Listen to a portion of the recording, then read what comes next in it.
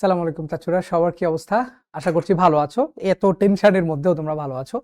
যাই হোক, আমি কনিক ক্লাসটা নিয়েছিলাম তোমাদের ফুলটা। সো কনিকে আমি কিন্তু মোটামুটি সব কভার করে দিছি আর কি। হ্যাঁ, মোটামুটি যত যা আছে তোমরা জানো, বাঁকা কনিক, সোজা কনিক, কিভাবে চিনবা, কিভাবে ম্যাথে অ্যাপ্রোচ করবা। সো আই থিঙ্ক তারপরে কনিকের অ্যাপ্লিকেশনগুলো এগুলো কিন্তু তোমাদের জন্য খুবই গুরুত্বপূর্ণ। কনিকের অ্যাপ্লিকেশন ইদানিংকালে বুয়েট পরীক্ষায় খুবই বেশি আসতেছে। বুয়েটে আসতেছে, তার মানে রুয়েট, কুয়েট, সিকে রুয়েট বলো, সব জায়গাতে আসার চান্স, বা বুটেক্স, এমআইএসটি এগুলোতে আসার চান্স অনেক বেশি। সো এই অ্যাপ্লিকেশনগুলো খুব ভালো করে দেখবা। সো আমি আজকে তোমাদের সামনে হাজির হয়েছি আরেকটা গুরুত্বপূর্ণ অ্যাপ্লিকেশন নিয়ে। সো আমার কাছে মনে হয়েছে আগের দিনের ক্লাস এবং আজকে একটু অ্যাডভান্স টাইপের একটা ম্যাথ করাবো। সো এটা করলে তোমার প্রিপারেশনটা আর একটু ফুলফিল হবে। চলো আমরা অঙ্কটা শুরু করি। সো আজকে আমি কনিকের অ্যাডভান্স প্রবলেমটা দেখাবো। সো খুব গুরুত্বপূর্ণ একটা অঙ্ক, দেখো একটু ভালো করে দেখো কি বলছে কোশ্চেনের মধ্যে। কোশ্চেনের মধ্যে যেটা বলা আছে যে একটা আলোক রশ্মি, ভালো কথা, এক্স অক্ষের ধনাত্মক দিক থেকে আসলো। কোন দিক থেকে আসলো? এক্স অক্ষের ধনাত্মক দিক থেকে আসলো। কোন রেখার সমান্তরাল? ওয়াই সমান বি রেখা বরাবর আসছে। ওয়াই সমান বি রেখা দেখতে কেমন? আমরা জানো এটা, যেহেতু এখানে এক্স নাই তাহলে এটা এক্স অক্ষের সমান্তরাল রেখা। যে চলকটা থাকে না সেই চলকের সমান্তরাল হয়। তাহলে ওয়াই সমান বি রেখাটা দেখতে কেমন? এক্স অক্ষের সমান্তরাল একটা রেখা। তো এক্স অক্ষের সমান্তরালে ওয়াই সমান বি রেখা বরাবর একটি অবতল দর্পণে আপতিত হলো কোন একটা রেখা। অবতল দর্পণে আপতিত হয়েছে। হওয়ার পরে যে দর্পণের উপর আপতিত হয়েছে সেই দর্পণটার কিরকম, সেই দর্পণের একটা ডেফিনেশন তারা দিছে যে যার মানে কার, ওই যে দর্পণের এক্স ওয়াই তলে ছেদবক্র রেখার সমীকরণ হচ্ছে এটা, ওয়াই স্কয়ার সমান 4x। অর্থাৎ ওই যে দর্পণটা, সেই দর্পণের এক্স ওয়াই তলের ছেদবক্র রেখার সমীকরণ, এটা তোমার কাছে মানে ফিল করাটা কম্পারেটিভলি টাফ, বাট জিনিসটা খুবই সহজ। আমি যখন বুঝাবো তখন বুঝবা যে এক্স ওয়াই তলের ছেদবক্র রেখার সমীকরণ হচ্ছে ওয়াই স্কয়ার সমান 4x। বলছে প্রতিফলিত আলোক রশ্মির সমীকরণটা কেমন হবে, এটাই তারা আমার কাছে চেয়েছে। প্রতিফলিত আলোক রশ্মির সমীকরণ কেমন হবে এটাই তারা চেয়েছে। সো অঙ্কটা কিন্তু খুবই ইজি, খুবই ইজি, খুবই ইজি। আমি তোমাকে বলছি তুমি আরেকবার একটু অঙ্কটা পড়ো। আমি লিখছি, লিখার পাশাপাশি তুমি অঙ্কটা একটু পড়তে থাকো, কি বলা হয়েছে একটু পড়তে থাকো, তাহলেই তুমি বুঝবা আই থিঙ্ক।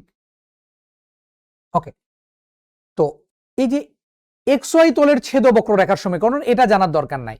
এখানে ওই যে এই এক্স ওয়াই তলের ছেদবক্র রেখার সমীকরণ দ্বারা ওরা আসলে আমাকে ওই দর্পণটা, অবতল দর্পণটা কেমন ছিল সেটা বুঝিয়েছে। সো অবতল দর্পণ ওয়াই স্কয়ার সমান 4x যে গ্রাফটা, সেই গ্রাফটা আগে আমরা ড্র করে ফেলি। এই যে ওয়াই স্কয়ার সমান 4x যে গ্রাফটা, সেটা দেখতে এরকম। সো যে দর্পণের উপর আপতিত হয়েছিল সেই দর্পণটাই আসলে এটা। মনে করো এটা একটা দর্পণ, এটা একটা 3 ডাইমেনশনাল দর্পণ 3D তে, সেটার এক্স ওয়াই তলে বক্ররেখাটা এরকম। হ্যাঁ, কেটে আমি দেখছি, মানে এই দর্পণের উপর আসবে ওয়াই সমান বি রেখার সমান্তরালে একটা লাইন আসবে। সো ওয়াই সমান বি রেখার সমান্তরালে একটা লাইন আমি আঁকছি। ধরে নিচ্ছি যে ওয়াই সমান বি রেখার সমান্তরালে এই লাইন বরাবর একটা লাইন আসলো, এটা এসে দর্পণের উপরে এইভাবে আপতিত হলো। এক্স অক্ষের সমান্তরাল লাইন ওয়াই সমান বি রেখা বরাবর এই লাইনে এখানে এসে এক্স অক্ষের উপরে এই দর্পণের উপরে পড়লো। খুব ভালো কথা। তাহলে এখানে এই যে দর্পণটা, এটা দর্পণ হিসেবে কাজ করবে। তোমরা জানো দর্পণের পিছনে প্যারা লাগানো থাকে, আমি প্যারা দিয়ে দিলাম, এরকম প্যারা বলে এটাকে, তাই না? প্যারা লাগানো থাকে। এইটা দর্পণ ছিল, এইটার উপরে সে কি করলো, এই যে একটা পার্পল লাইন আমরা দেখতে পাচ্ছি, এই পার্পল লাইন বরাবর আলোক রশ্মিটা আসলো।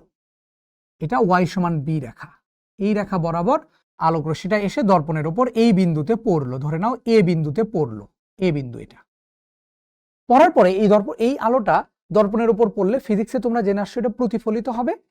তো প্রতিফলিত রশ্মিটা কোন দিকে যাবে? এই দিক দিয়ে চলে যাবে প্রতিফলিত রশ্মিটা। আমাকে বলা হয়েছে এই যে প্রতিফলিত রশ্মি, এটারই সমীকরণ কত এটা আমাকে বের করতে বলা হয়েছে। কথা বোঝা গেল কিনা? খুবই সিম্পল জিনিস। নর্মালি বলা হয়েছিল এটা একটা দর্পণ, ওয়াই স্কয়ার সমান 4x প্যারাবোলা শেপ। এই দর্পণের উপর ওয়াই সমান বি রেখা বরাবর একটা আলোক রশ্মি আসলো। আসার পরে যে প্রতিফলিত হইলে প্রতিফলিত রেখার প্রতিফলিত রশ্মির সমীকরণটা কত হবে এটা তুমি বের করো। এই কোশ্চেনটা দিলে খুবই ইজি ভাবে তুমি সলভ করতে পারবা। দ্যাট মিন্স তোমাকে যদি আমি এটাকে যদি সি বিন্দু বলি, তার মানে তোমাকে আসলে এই এসি রেখার সমীকরণটা বের করতে বলা হয়েছে, বাংলা কথা। সো তোমরা কিন্তু পড়ে আসছো সরলরেখা চ্যাপ্টারে, একটা রেখার সমীকরণ বের করতে কটা জিনিস লাগে? ওই রেখার দুটো জিনিস লাগে। একটা রেখার সমীকরণ বের করতে দুটো জিনিস লাগে। ওই রেখা যে কোনো একটা বিন্দুগামী, একটা ঢাল লাগতে পারে। একটা বিন্দু একটা ঢাল হলে একটা রেখার সমীকরণ পাওয়া যায়। দুইটা বিন্দু হলেও আমরা রেখার সমীকরণ পাইতে পারি। এমসি হলেও পাই, অথবা এক্স অক্ষের ছেদক অংশ ওয়াই অক্ষের ছেদক অংশ এ আর বি হলেও পাই। বিভিন্ন ভাবে যে কোনো দুটো জিনিস জানলে আমরা একটা রেখার সমীকরণ বের করতে পারি। সো এই যে এসি রেখার সমীকরণ বের করা লাগবে, কিভাবে করতে পারি? তো ফার্স্টেই দেখা যাচ্ছে, দেখি এই এ বিন্দুটা মনে হয় বের করা যায়। এ বিন্দুর স্থানাঙ্ক কিন্তু তুমি বের করতে পারবা। কিভাবে? এ বিন্দুটা কি ছিল বলো তো দেখি। এ বিন্দুটা ছিল কিন্তু এই যে দর্পণ এবং ওয়াই সমান বি, এই দুইটা রেখার ছেদবিন্দু। এই যে দর্পণ, হলুদ দর্পণ, অর্থাৎ এই রেখাটা, এই যে এই রেখা যেটা ছিল সেই রেখাটা, এই যে এই রেখা এবং ওয়াই সমান বি এই রেখা, এই দুইটা রেখার ছেদবিন্দুই কিন্তু ছিল এ বিন্দুটা। তাহলে এই দুটো ছেদবিন্দু কত আসবে? এই দুটো সমাধান করে যে মানটা পাওয়া যাবে সেটা। এই দুটো সমাধান যদি করো, ওয়াই এর মান বি তুমি দেখতেই পাচ্ছ, ওয়াই এর মান বি, আর এক্স এর মান কত আসবে? এই ওয়াই এর মান বি এখানে বসায় দাও। তাহলে বি স্কোয়ার সমান 4x, তাহলে এক্স এর মান আসবে b square by 4a। B square by কত? 4a। এটা হচ্ছে এ বিন্দুটা। এই দুইটা সমাধান করে এ বিন্দুটা বের করে ফেললা।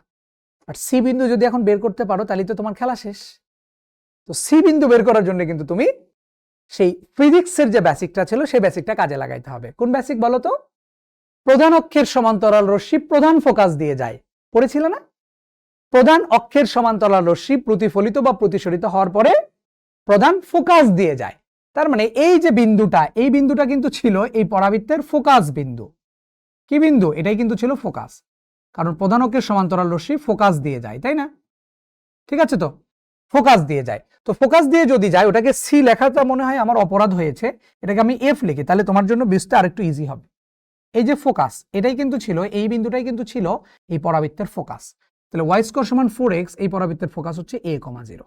শেষ। তাহলে এখন এই এ বিন্দু এবং এফ বিন্দু, এই দুই বিন্দুগামী রেখার সমীকরণটা বের করে ফেলো, জাস্ট প্রতিফলিত রেখার সমীকরণটা বের হয়ে চলে আসবে। তো দুই বিন্দুগামী রেখার সমীকরণ আমরা কিন্তু জানি। তাহলে লিখে ফেলি a b square by 4a, b এবং এফ a, 0। অতএব এ এফ রেখার সমীকরণ কত আসবে? y minus y1 divided by y1 minus y2 x minus, কি করলাম আমি? এটা কি করছি? হচ্ছে না, এটা তো x বাবা। হ্যাঁ, তাহলে x minus x1 divided by x1 minus x2 y minus y1 divided by y1 minus y2। শেষ। দুই বিন্দুগামী রেখার সমীকরণ যেটা, সেটা এখান থেকে বের করে ফেলবা তুমি, যেটা আসবে সেটাই ক্যালকুলেশন করে বের করে ফেলবা। হ্যাঁ, এখান থেকে সুন্দর করে ক্যালকুলেশন করো, দুই এক লাইন ক্যালকুলেশন করলেই মান বেরিয়ে চলে আসবে। আমি করিয়ে দিব, করে দিয়ে চলো কত আসবে এটা দেখো। x minus x1 divide by x1 minus x2 সমান সমান y minus y1 divided by y1 minus y2। তাহলে এখানে আসতেছে কত? এখানে চলে আসবে 4ax মাইনাস বি স্কোয়ার, আর এখানে চলে আসবে b square minus 4a square সমান সমান চলে আসবে y minus b by b. তাহলে এখান থেকে তুমি যদি গুণ করে দাও এখানে, তাহলে b into 4ax minus b cube, বা বি তো আমি রেখে দিয়েছি, তাহলে বি স্কোয়ার হবে সমান সমান y minus b into b square minus 4a square. এটাকে এইভাবে রেখে দিলেও হবে, এটাই আনসার। সমীকরণটা এরকম, খুবই সিম্পল না? প্রতিফলিত রেখার সমীকরণ খুবই সিম্পল, জাস্ট তোমার বেসিকটা ঠিক রাখতে হবে। জিওমেট্রিতে অ্যান্সার করা কিন্তু খুবই সহজ, এবং বুয়েট পরীক্ষা বলো বা বিভিন্ন কম্পিটিটিভ এক্সামগুলোতে বলো, জিওমেট্রিটা আমি তোমাকে বলছি, জিওমেট্রিতে যদি তোমার ফর্মুলাগুলো জানা থাকে, বেসিক যদি ঠিক থাকে, অঙ্কগুলো খুবই সোজা, খুব পারফেক্টলি করে আসতে পারবা। সো আমি তোমাকে কণিকে যা পড়াইছি, আজকের এই অঙ্কটা করাইলাম, এই কটা জিনিস করলে তুমি কিন্তু পরীক্ষার হলে ভালো কিছু করতে পারবা ইনশাআল্লাহ। সবার জন্য শুভকামনা, সবাই ভালো থেকো, সুস্থ থেকো। আর যদি কোথাও চান্স পাও, অবশ্যই তোমরা চান্স পাবা, ভালো কোথাও চান্স পাইলে সাবজেক্ট নিয়ে কোনো প্রবলেম, যে কোনো ধরনের প্রবলেম, আমাদের সাথে তোমরা কন্ট্যাক্ট করবা।